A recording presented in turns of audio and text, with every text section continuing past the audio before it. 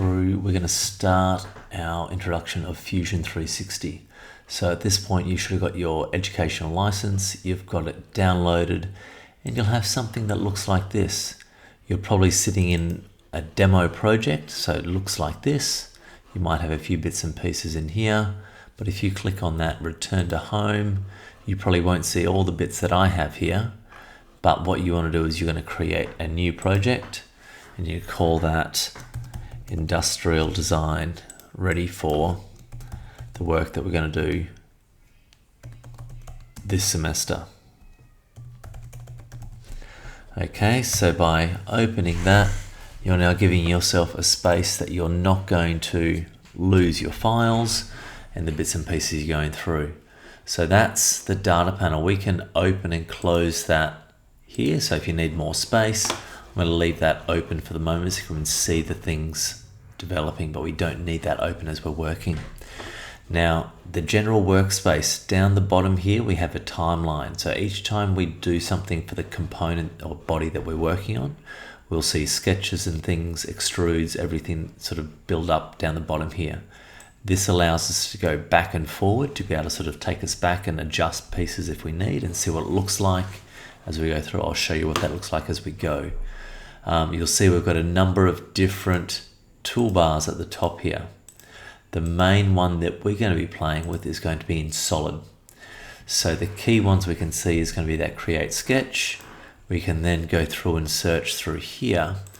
The shortcut is if you hit the keyboard letter S, it'll then let us search for anything. So if I want to search for sketch, it will start typing out. So that's a really handy way to be able to get to things that you want to be able to find without knowing where it sits in our menu bar.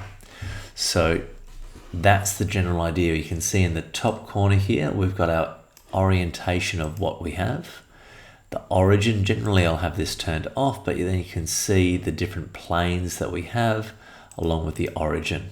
So I'm going to turn these guys off for the moment, leave the origin there, and this guy allows us to be able to rotate. By holding down the scroll, like scroll zoomed in and out, it'll look more sense when we actually have something there. And right click and hold allows us to rotate, so you can see the body up here. As I rotate, it goes through. If I want to go back to my home view, I can do that. If I right click up here, it has some options to be able to reset and sort of change pieces. But right now we're going to get in and start our tutorial. So first one we're looking at is this little guy here. So we're going to go through create the part and then create the drawing. So if we have a look, by the end of it, we're going to change it to being material stainless steel, and we're going to have a mass, if we've done it right, of 11,900.468 grams. So a standard view, we're going to have a look at how we create it. What you've got to imagine in your head is if you were physically going to make it, what would you do? And I guess from my perspective, I would start by making the circle bit and extruding it out, and then cutting the hole out, taking the pieces out of the side here. Now there are multiple ways we can do this. I'm showing you one way. There might be lots of other ways that you could do this as well. So I'm going to start by doing my end view or the side view and getting those dimensions, so I can see that the 120 is the outside circle and 37 is the inside circle. So I'm going to start by adding my sketch now. So I'm going to go create sketch.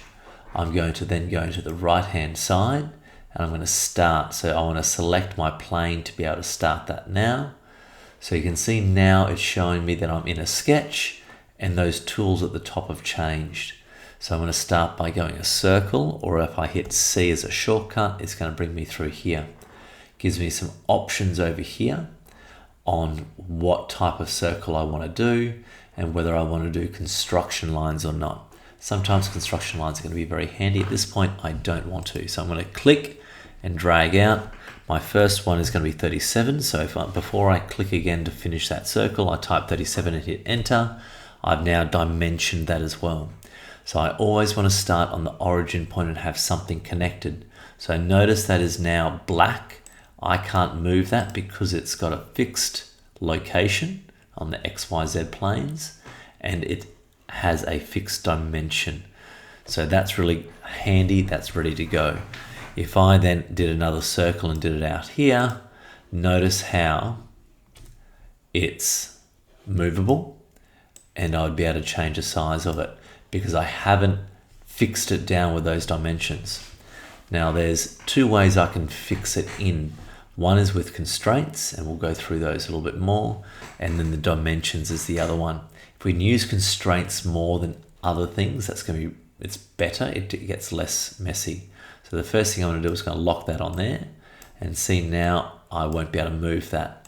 It's still blue because I haven't dimensioned it in, so I'm going to go D as a shortcut, or I should be able to add dimensions from there as well. So I'm going to select that one, and I want that to be 120. So now there's my starting point.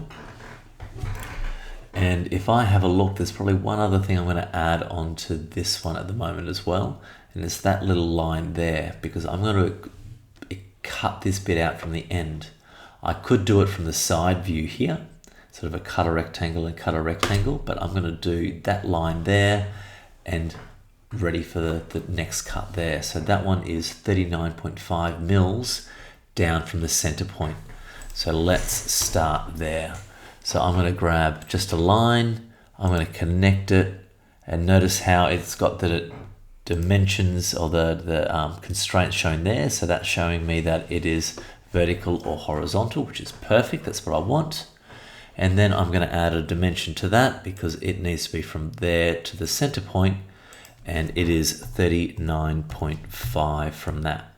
So now notice my sketch is fully constrained. That's a really important element, and I want to try and get each time. So that is now ready to go. What I can do now is I'm going to actually finish that sketch, and I've got that there. And then what I want to be able to do is extrude that.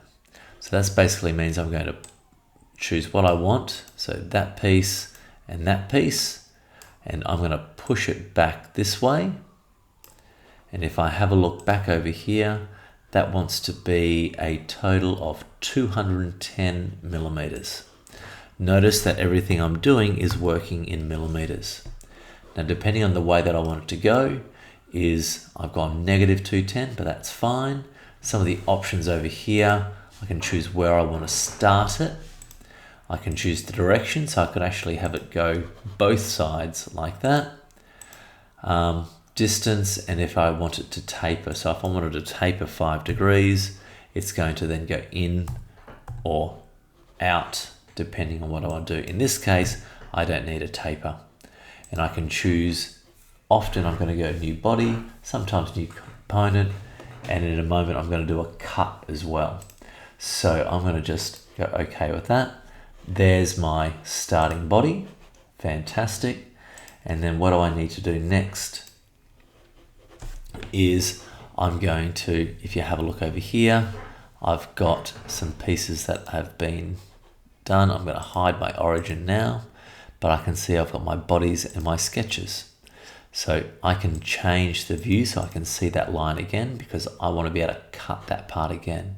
So I'm going to go extrude, select that, and I'm going to start pulling that back. Now let's go back and check what we need to do to be able to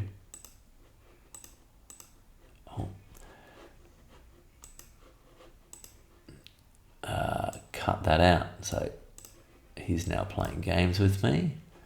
I'm going to change and select that profile again. So if I look down here, I want to go 63.23 millimeters back. So negative 62.23. And I'm going to choose that operation as cut.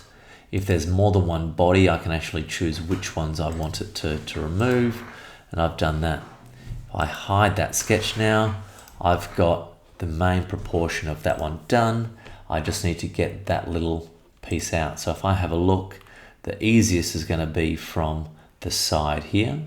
So I can see I've got a rectangle at the top there, 86.5 and 18.5. So I'm going to go and create a new sketch. and I'm going to do that on the front face. So I want to do it on this face, ready to go.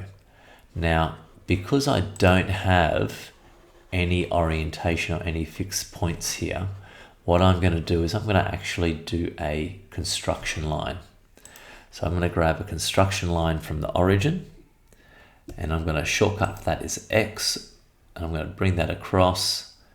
Let's go, and I should have done a dimension on that one, but let's go dimension that. So I know that needs to be 210, which is the length, and I know that this is going to be 60 mils up because the hole diameter is 120. So that now gives me a starting point for a rectangle so that I can dimension it. So before I draw that, I want to change that off construction. Now 18.5 and 86.5. So 18.5, if I hit tab, it'll jump over the next one. I'm going to 86.5.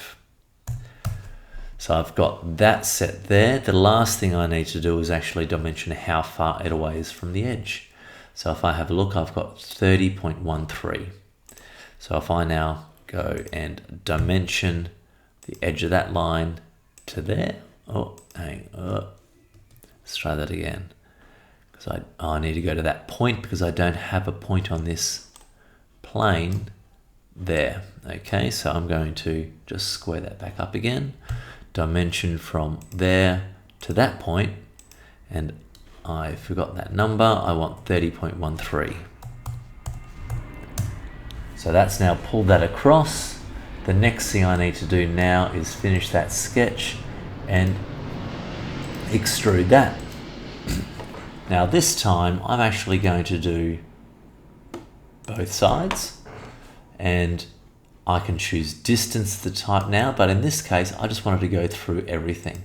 So I'm going to go to all in this case, or I can actually add that object. So I'm going to go through all, and I want to go symmetric, and that should then cut all of that as we go. Now I could choose what I want, but in this case, cut is perfect.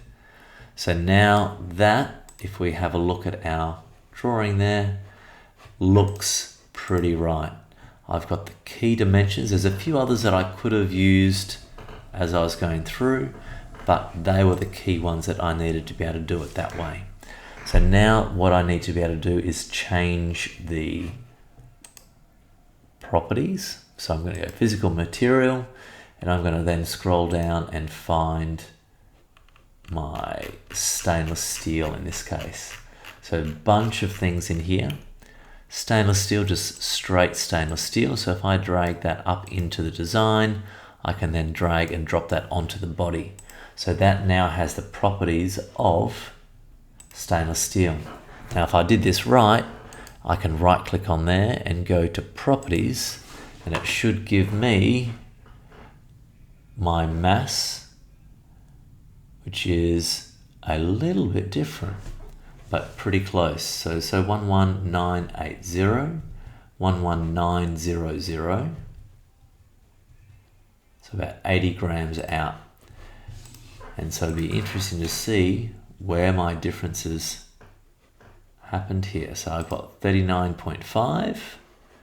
Let's go back down and have a look. So if I bring this back down, so this is where I can then bring it back to my sketch.